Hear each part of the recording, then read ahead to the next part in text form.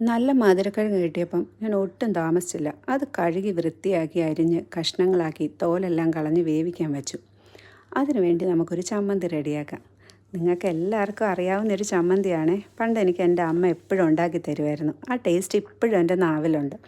അതിന് വേണ്ടിയിട്ട് ഞാനൊരു 3-4 പച്ചമുളകും ഒരു 8-10 ചെറിയുള്ളിയും ഒരു ചെറിയ കഷ്ണം പുളിയും കൂടെ എടുത്ത് കല്ലിലിട്ട് നന്നായിട്ട് ചതച്ചെടുത്തു. നല്ല വെണ്ണ പോലെ ചതച്ചെടുക്കണേ.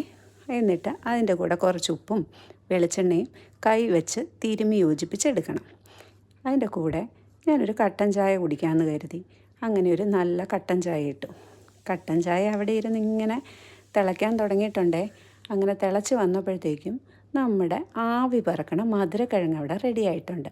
അങ്ങനെ മധുരക്കിഴങ്ങും നല്ല ചൂട് കട്ടൻ ചായയും ഈ ഉപ്പും മുളകും പുളിയും കൂടെയുള്ള ചമ്മന്തിയും കൂടെ ആണ് ഞങ്ങളിന്ന് ഡിന്നറിന് കഴിക്കാൻ പോകുന്നത്. നല്ല ഹെൽത്തി ആയിട്ടുള്ളൊരു ഡിന്നറാണ് ഇന്ന്. നിങ്ങളെല്ലാവരും ഒന്ന് ട്രൈ ചെയ്ത് നോക്കൂ.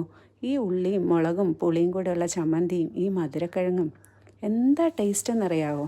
അപ്പം ഓക്കെ, ബൈ.